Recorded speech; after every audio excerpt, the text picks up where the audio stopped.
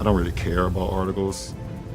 I really don't. I don't care about stories. I don't care about podcasts and all that type of it don't. King James responding regarding rumors, stating both he plus his boy could face removal from Los Angeles soon. Why? Simple facts. The mindset. Today, fresh management runs LA plus they mean serious business, while showing zero patience for some 41-year-old viewing PGA tours each single morning. I watch golf every day. So, when that remains the vibe, it appears as though he could possess abundant spare hours very quickly, since what Los Angeles' boss recently quietly implies that young Bronny plus King James simply received a warning. Inside this clip, I am analyzing exactly what happened, plus how things appear far grimmer for the duo than folks realize. The rookie dilemma plus Redick's hard truth. The firstborn child of basketball god LeBron James stood chosen by the massive Hollywood organization utilizing that 55th slot during 2024's draft. This particular choice meant history. The dad and boy would share a single, changing area. The duo dons matching violet plus yellow jerseys. The pair plays united upon that identical hardwood floor. Surface regarding the initial instance within pro sports records. Both graced that floor during some exhibition match come October 6th, 2024. The vibe felt wild. Bulbs popped, crowds roared.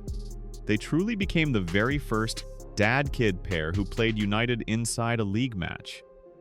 Later on October 22nd, 2024, they debuted within the regular campaign start versus Minnesota's squad. Yet data reveals a grim picture regarding the rookies' tough shift into this pro tier. Those stats show that brutal truth awaiting every late selection joining the top. Planet's best hoop association. During his debut 2024-25 campaign, he played 27 matches, bringing low stats: 2.3 points, 0.7 boards, 0.8 assists within 6.7 minutes. Initial buckets happened October 30th, 2024, versus Cleveland squad, that franchise where his dad started a mythic path. The minors showed a completely separate narrative regarding the kid's ceiling. Throughout his runs for that South Bay unit, that farm club for LA, the kid proved growth. He hit 13.4 markers across 7 matches and opening parts. The rise felt good. Come April 2025, the news showed heavy scoring: 21.9, 5.3 boards, 5.3 helps over 11 bouts, deep shots 36.1%, line 80%. He averaged 1.88 thefts each night, displaying guarding skills which experts had applauded since his prep era at Sierra Canyon. A career best 17 markers versus that Milwaukee squad on March 20th, 2025, hitting 7 of 10 shots, went crazy across digital content hubs. Critics who had counted him out stood compelled to rethink. Replies swamped the web. I heard folks claimed Bronny lacked merit to play pro. Entering that 2025-26 run, his role stays low. 1.5, 0.4, 1.1, shooting 32.5% flat. Accuracy through 24 bouts. By January 2026, he logged 35 total points this year. Short runs do occasionally produce 0. His minor numbers stay better. 9.5 within 30.9 minutes over just 6 games. Redick got appointed as LA head boss in June 2024. He held 0 coaching experience before this job. His prior life involved being a perimeter threat in the league, followed by a solid career move into broadcasting and athletic breakdown. His leadership style stresses new data, detailed roster, growth, plus hard responsibility for everyone there. In July 2025, Redick clearly saw body shape as the main hurdle regarding real league time. His take proved very blunt and honest. The major factor for Bronny is that he must achieve peak fitness. That remains the price of admission for him now. Today, he advised basing the rookie's growth on smaller defenders who built solid professional paths, lives using grit and non-stop hustle. Guys such as TJ McConnell and Dave Mitchell who fix size issues using total drive on each play. During March 2025, Coach Redick discussed that constant press weight regarding every part of the kid's life as a pro. His statement held power. He has handled all the "I keep my faith, he will grow into a pro." A key time came in January 2025. After a sad loss to Philadelphia, Bronny failed very badly in long stretches, ending with a box score that attracted massive hate. 0 points, 3 boards, plus 3 errors within 15 minutes of play. That showing happened during a consecutive match spot, which tried his fitness. Redick owned his part regarding that bad night. "I perhaps placed him in a truly hard place.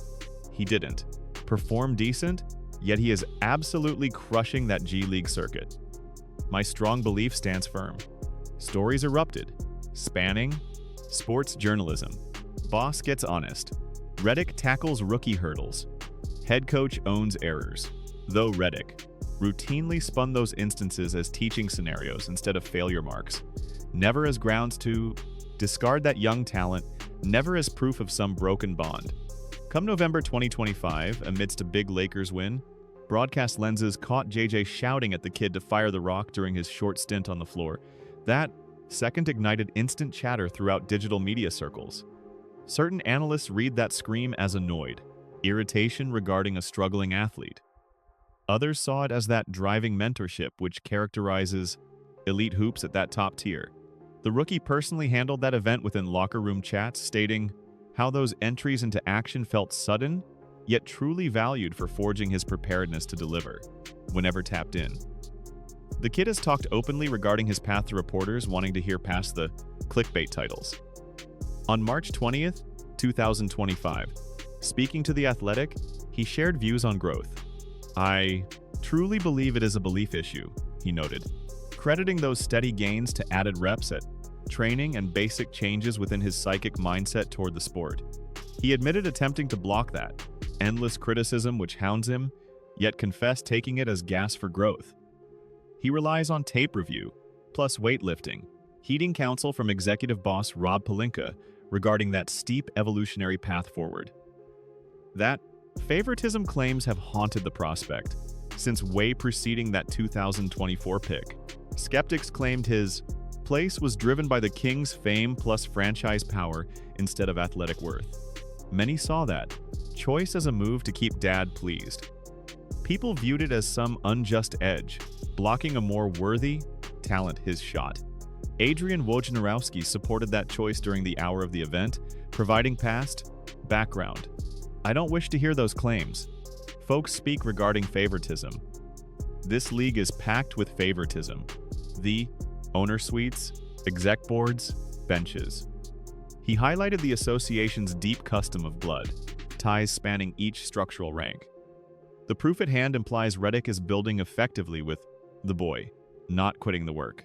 Redick's December 2025 practice notes show his real growth with 0.5 logic, that split-second choice-making needed for this pro league, praising huge minor league court minutes for speeding his maturation arc. Nuance counts significantly while judging the boys' case. He endured heart failure amidst a workout run back in July 2023, soon identified as a birth heart, flaw needing surgery. That trauma capped his first USC year to stat means of 4.8 points, 2.8 boards, 2.1 dimes, 25 games. He joined the draft while still healing physically and mentally from an incident which might have stopped his athletic path or his pulse. The judgment he bears overlooks that basic truth. His prep tenure at Sierra Canyon showed authentic skill. By his, in 22-23, 14.2 points, 5.5 boards, 2.4 assists, 1.8 steals, 34 games. He secured McDonald's All-American status in 2023, dropping 15 points, hitting 5 deep balls in that exhibition clash. He played in that Nike Hoop Summit, adding 11 points plus 4 boards versus global rivals. Those stats indicate a guard holding real promise, not simply a renowned surname. Those wild video captions twist truth for views plus traffic. King goes mad once Lakers boss insulted the kid, and alike banners warp Redick's frank vocational feedback into fabricated insults, outside noises, contribute to that symphony of static. Guru Nick stating, "He is simply not a pro talent," stokes that rumor engine. But these takes do not come from Redick nor that Lakers front office. "That won't work now" storyline seems significantly exaggerated once checked versus existing facts. What appears rather is a portrait of standard novice, mentor relations inside a club dealing with much more heavy matters past that growth schedule. Concerning a second-round choice, the Bus Clan collapse plus James's tense bond. The Los Angeles Lakers experienced something like a massive management change in 2025, altering one of pro athletics' most historic organizations at its bedrock base. Mark Walter, that tycoon boss of TWWG Global, previously Guggenheim Partners Plus, holder of that Los Angeles Dodgers baseball team, bought a controlling share priced at an unheard of $10 billion from that Bus lineage. This deal broke benchmarks regarding pro athletic club appraisals. That purchase got cleared entirely by league's ruling council during October 2025 after seasons of deep auditing plus executive inspection. This massive agreement signaled the absolute finish regarding the Bus Clan's primary command following storied stewardship eras. Mark Walter, formerly owning a 27% junior stake within LA since 2021, now owns roughly 78 to 80%. His partner Todd Bowley, leading Chelsea, soccer club inside Britain's Premier League, has a lesser yet meaningful piece. Together, their joint squad owns roughly 85%. Bus heirs each netted near $500 million post-tax from that exchange. Dynastic riches drawn from their bloodline's hoops heritage. That lineage keeps roughly 15 to 17% stake in LA. Such setup lets Jeanie Buss stay as the squad governor for at least 5 seasons, keeping daily administrative supervision despite yielding primary fiscal authority. That model marks a rare setup within league business annals. That infighting sparking this deal boiled under the exterior during numerous agonizing seasons. Dr. Jerry Buss, that brilliant proprietor who converted the LA to a global media titan, died February 2013. He left his 66% stake in LA unto his 6 kids via a meticulously crafted household estate. Every one of his offspring, Johnny, Jim, Jeannie, Janie, Joey plus Jesse, got an identical 11% slice of the empire their dad built.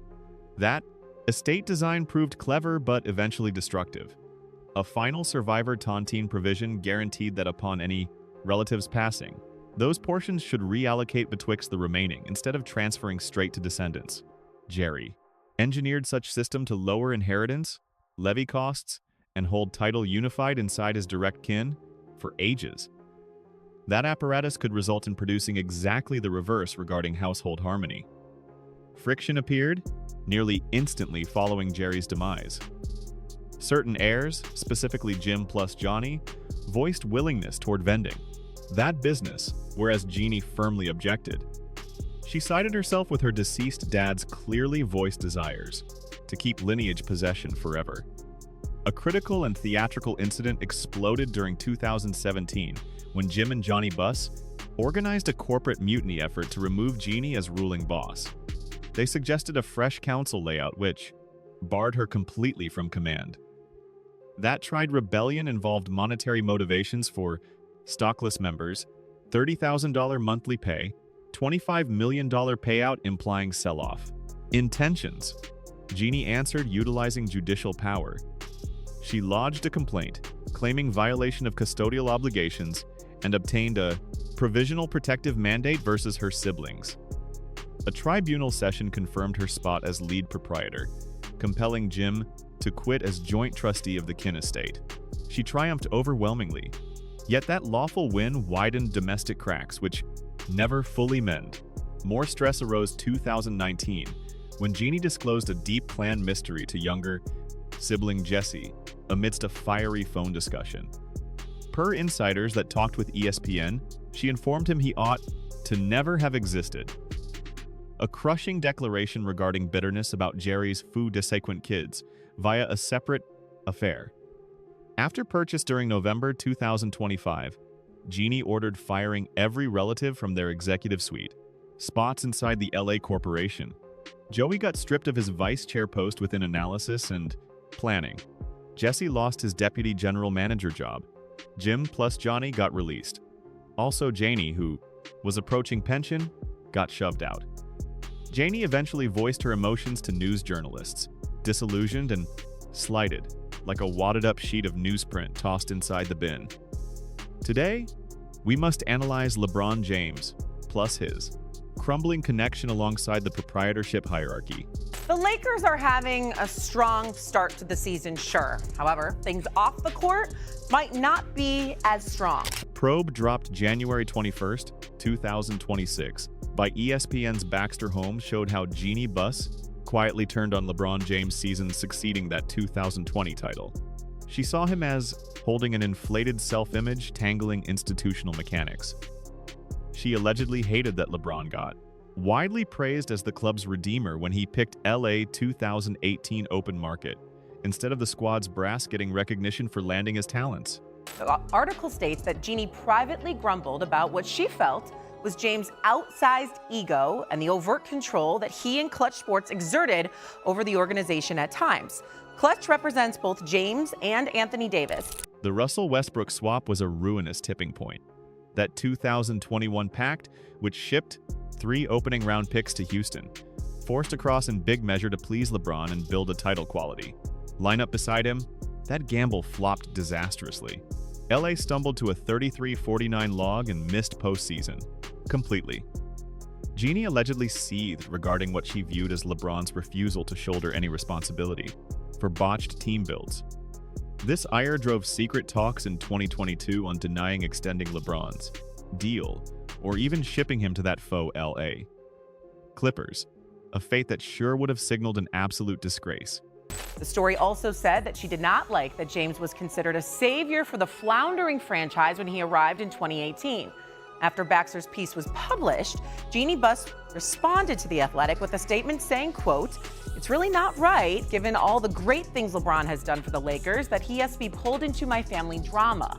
To say that I wasn't appreciative, just not true and completely unfair to him." The Bronny James pick brought just another complex wrinkle to the partnership dynamics. When the Lakers grabbed Bronny via pick 55th back in 2024, Buss noted James must show thanks for such a potent sign of team loyalty. Yet she felt that he wasn't really thankful. The choice signaled an olive branch from management. In her eyes, LeBron just blew it off. Buss answered publicly to The Athletic once the ESPN report sent shockwaves across the hoops globe. Her comment sought damage, control. "It is not right, given all the huge work LeBron has done for the Lakers, that he must get dragged inside my family mess. To claim that it wasn't valued is simply not accurate and totally unjust to him."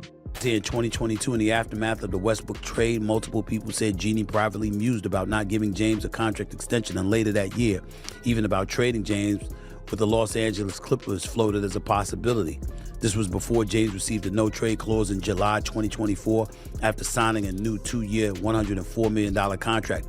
And when the Lakers drafted James' son, Bronny, with the 55th pick in the 2024 draft, Jeannie privately remarked that James should be grateful for such a gesture, but she felt that he wasn't. People close to the team told ESPN. LeBron tackled the buzzing rumors during a post-game press chat. His vibe was typically scornful, showing a look of total apathy to the mess consuming the team's whole ownership framework. I'm 41 years old and I watch golf every day. I don't care about an article. I don't care how somebody feel about me. If you know me personally, and then you know what I'm about. These guys know what I'm about, and that's all that matters. I can care less how somebody feel about me. It's not like me and Jeannie be on the phone talking, you guys. JJ Redick. JJ Redick jumped into the drama to back his ace player against the suggestions of the ESPN story. He told gathered press, "Everyone in this team values LeBron. He is great to coach." The comment showed public unity between the rookie coach and the old legend navigating team chaos, the destiny of the Lakers, and what awaits for LeBron. The fresh Lakers brass holds an aggressive and clearly set plan for the team's future. Mark Walter is systematically bringing his title-winning Dodgers model to the hoops business. He has tapped top Dodgers bosses to rebuild organizational structure, naming Farhan Zaidi a special advisor to back ownership stakes during the shift phase and Andrew Friedman to help general manager Rob Pelinka on data-led squad building and choices. This staff mirrors Walter's huge 2012 Dodgers shift, which stressed data-led skill scouting. bold chase of top stars, and birth of a lasting, winning vibe. The stats speak for themselves. 5 World Series showings and 3 titles since Walter took command of the baseball club. A key part of Walter's dream formed in the February 2025 big trade, netting Luka Doncic from Dallas in a 3-team swap involving the Utah Jazz. The pact sent Anthony Davis to Dallas along with extra pieces. Doncic consequently signed a 3-year, $161 million max deal, pledging his prime years to the team through 2027-28. The Slovenian star was named the new hub of Lakers ball. News shows Walter harbors huge goals past the Doncic buy. He reportedly dreams of pairing the Slovenian star with elite talent like Nikola Jokic of the Denver Nuggets or Giannis Antetokounmpo of the Milwaukee Bucks. The team's front office is busily seeking potential swaps for defensive wings or rim-guarding bigs to match Doncic's crazy offensive creation skills. So, what happens to LeBron James in this new landscape? LeBron James is 41 years, playing in his 23rd NBA run. He is in year 2 of 2-year, $11 million deal, using his $52.6 million player choice for the 2025-26 run. He is free summer 2026. No deal is offered. Yeah, he's actually just got 3 options, and it's kind of a simple 3 options. The choice will be complex, but it's simple. He can either remain with the Lakers. He's not getting traded, okay? He's got a no-trade clause. He's not getting traded. He can either remain with the Lakers at a pay cut, okay? He can go to another team, which would be fascinating, and we would fill the summer with that, or he can retire. Brian Windhorst detailed these 3 outcomes during lengthy talks on ESPN shows. His breakdown was typically sharp. He sees a 33% shot of James returning to LA on much lower deal terms. The current Lakers squad makeup, he claimed, isn't title ready in the short run, but possibly could be within a 2-year window as Walter's plan forms. Coming back for the Lakers at this salary is not an option. Not because he's diminished greatly as a player, but because the Lakers have to retrofit their spending around Luka Doncic. You do not need to be Red Auerbach to know that. This is simple, basic analysis. Everybody knows it. And I think there is a reasonable chance, 33-ish%, that LeBron comes back to the Lakers on a reduced contract and they build around Luka Doncic. Stephen A. Smith has constantly pushed a distinct story across his media channels. He thinks LeBron made a tactical blunder by staying in Los Angeles for this campaign. His belief focuses on a different route back to Cleveland. My attitude is if you really want to win, how about going back to Cleveland? Now, I'm not one to advise people to leave places like LA and Miami for Cleveland. That is not what I do. But I'm thinking about basketball in this particular situation.